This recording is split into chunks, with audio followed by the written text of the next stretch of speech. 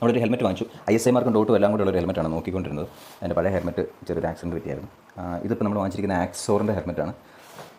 ആക്സോർ നമുക്കിതൊന്ന് തുറന്ന് നോക്കാം. ഇതിനകത്ത് തന്നെ വന്നിരിക്കുന്നത് വലിയൊരു പാക്കറ്റൊക്കെയാണ്. ഇപ്പോൾ പാക്കറ്റിൻ്റെ സൈഡിൽ ഇവിടെ എഴുതിയിട്ടുണ്ട് പ്രോഡക്റ്റ് ഹെൽമെറ്റ് സൈസ് 58 സെൻറ്റിമീറ്റർ എന്നൊക്കെ എഴുതിയിട്ടുണ്ട്. ഈ 58 സെൻറ്റിമീറ്റർ എന്ന് പറഞ്ഞു കഴിഞ്ഞാൽ നിങ്ങൾ സൈസ് ചാർട്ട് നോക്കിക്കഴിഞ്ഞാൽ സൈസ് ചാർട്ടിൽ നമ്മൾ ഹെൽമെറ്റിൻ്റെ സൈസ് മെഷർ ചെയ്യാൻ വേണ്ടിയിട്ട് നമ്മുടെ പുരികത്തിന് മേളിൽ തലയ്ക്ക് ചുറ്റും അളവെടുക്കുമ്പോൾ കിട്ടുന്ന മെഷർമെൻറ്റാണ് ശരിക്കും പറഞ്ഞു കഴിഞ്ഞാൽ ഈ 58 സെൻറ്റിമീറ്റർ എന്നൊക്കെ പറഞ്ഞ് എഴുതിയിരിക്കുന്നത്.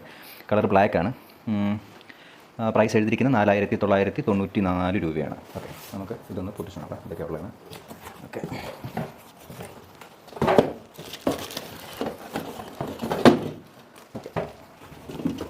ഇതിൻ്റെ അകത്ത് ഒരു ഹെൽമെറ്റ്, ഇത് ഹെൽമെറ്റിൻ്റെ കവറും ഹെൽമെറ്റും കൂടെ കൂടിയാണ്. പിന്നെ ഒരു ചെറിയ വൈസർ, അതായത് വൈസറല്ല കേട്ടോ, നമ്മുടെ സ്പോയിലർ, ഹെൽമെറ്റ് വെക്കാനുള്ള 2 സ്പോയിലേഴ്സ് ഉണ്ട്, ചെറുതുകൊണ്ട് വലുതുണ്ട്. പിന്നെ ഉള്ളത് ആക്സോറിൻ്റെ ഒരു സ്റ്റിക്കർ, പിന്നെ ഹെൽമെറ്റ് പൊട്ടിക്കാനൊരു ബ്ലഡ് ഗ്രൂപ്പിൻ്റെ സ്റ്റിക്കർ, പിന്നെ ഒരു റിഫ്ലക്റ്റിംഗ് 2 സ്റ്റിക്കറുണ്ട്. ഓക്കെ, തൽക്കാലം നമുക്ക് അതെല്ലാം അവിടെ ഇടാം. അതുകൊണ്ട് ഇതിൻ്റെ ഉള്ളിൽ എന്താണെന്ന് നോക്കാം. ഓക്കെ, നല്ല ക്വാളിറ്റി ഉള്ളൊരു ബാഗുണ്ട് കേട്ടോ.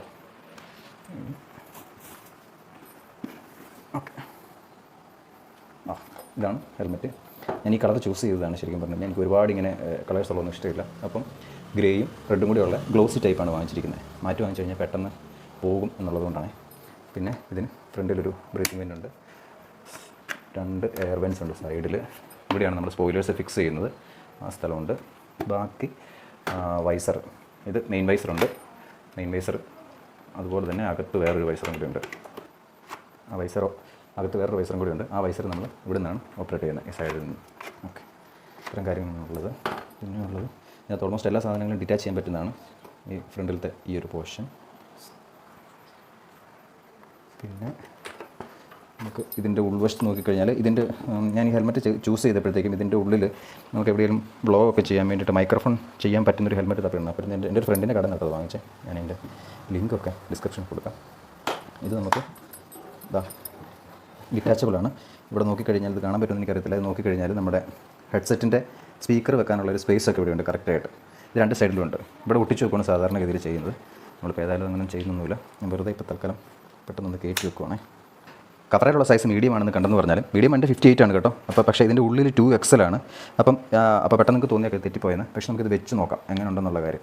അപ്പം നിങ്ങളാണെങ്കിലും ഹെൽമെറ്റ് എടുക്കുമ്പോഴത്തേക്കും ആക്ച്വലി ഓൺലൈനായിട്ടാണ് ഓർഡർ ചെയ്യുന്നതെങ്കിൽ ഈ കാര്യം ഒന്ന് സ്പെസിഫൈ ചെയ്യണം. നമ്മുടെ ആ സൈസ് ചാർട്ട് മാത്രം നോക്കി, അതായത് ഈ ആക്സോറിൻ്റെ ഒക്കെ സൈറ്റിലൊരു സൈസ് ചാർട്ട് ഉണ്ടാവും. ആ സൈസ് ചാർട്ട് മാത്രം നോക്കിയിട്ട് നിങ്ങൾ ചൂസ് ചെയ്യാനായിട്ട് നിൽക്കരുത്. ചിലപ്പോൾ നമുക്ക് പണി കിട്ടാനായിട്ടുള്ള സാധ്യതയുണ്ട്. ഞാൻ ആക്ച്വലി ഉണ്ടല്ലോ ഈ ISI മാർക്കുള്ള തപ്പാനുള്ള കാര്യം എന്താണെന്ന് ചോദിച്ചു കഴിഞ്ഞാൽ നമ്മുടെ പോലീസുകാർക്ക് ISI മാർക്ക് തന്നെ കാണുന്ന നിർബന്ധമാണ്. ബാക്കിയുള്ള ഒരു മാർക്കിംഗ് കണ്ടെന്ന് പറഞ്ഞാൽ അവർ സമ്മതിക്കാറില്ല സാധാരണഗതിയിൽ. പിന്നെ ഇതിന് ഇച്ചിരി വെയിറ്റ് കൂടുതലുള്ള ഹെൽമെറ്റ് കേട്ടോ. 1600 ഉണ്ട്, 1.6 kg ഉണ്ട് ഈ സാധനം. പക്ഷേ വെക്കുമ്പോൾ അത്രയും ഫീൽ ചെയ്യണില്ല കേട്ടോ. പിന്നെ ഡോട്ടും ഉണ്ട്, ECU ഉണ്ട്, എല്ലാം ഉണ്ട്. നമുക്ക് ഇതിന് സ്പോയിലർ ഒന്ന് പിടിപ്പിച്ച് നോക്കാം. അപ്പം ഞാൻ ചെറിയ സ്പോയിലർ പിടിപ്പിക്കാൻ ഉദ്ദേശിക്കുന്നില്ല. ചെറിയ സ്പോയിലർ വെറുതെ ഒന്ന് വെച്ച് നോക്കാം എങ്ങനെയാണെന്നുള്ളത്. ഓക്കെ, ചെറിയ സ്പോയിലർ നമ്മൾ ഒന്ന് വെച്ചു. ഇതിങ്ങനെ വെറുതെ പ്രസ് ചെയ്ത് കഴിഞ്ഞാൽ ഇതാണ് ഏകദേശം ചെറിയ സ്പോയിലർ. ഇപ്പം അതിൻ്റെ അകത്ത് ക്ലിപ്പുണ്ട് കേട്ടോ. ഇതിൻ്റെ ഉള്ളിൽ ക്ലിപ്പുണ്ട്. ഇവിടെ ഈ ക്ലിപ്പ് ഈ തുളയ്ക്കകത്തേക്ക് കയറി കഴിഞ്ഞാൽ ചെറിയ സ്പോയിലർ സെറ്റാവും. ഓക്കെ, നമ്മുടെ ചെറിയ സ്പോയിലർ ഒന്ന് ഫിക്സ് ചെയ്തിട്ടുണ്ട്. ഞാൻ പൂർണ്ണമായിട്ട് ഫിക്സ് ചെയ്തിട്ടില്ല, കാരണം ഫിക്സ് ചെയ്ത് കഴിഞ്ഞാൽ വലിച്ചു ഊരാനുള്ള ചെറിയൊരു പാടുണ്ട്. അപ്പോൾ അതുകൊണ്ട് ഇവിടെ ചെറിയൊരു ഗ്യാപ്പൊക്കെ ഇട്ടിട്ടുണ്ട്. വെച്ച് കഴിയുമ്പോൾ ഇതിൻ്റെ ലുക്ക് എന്ന് പറയുന്നത് ഇങ്ങനെയാണ്. പുറകിൽ നിന്നുള്ള ലുക്ക് കണ്ടോ.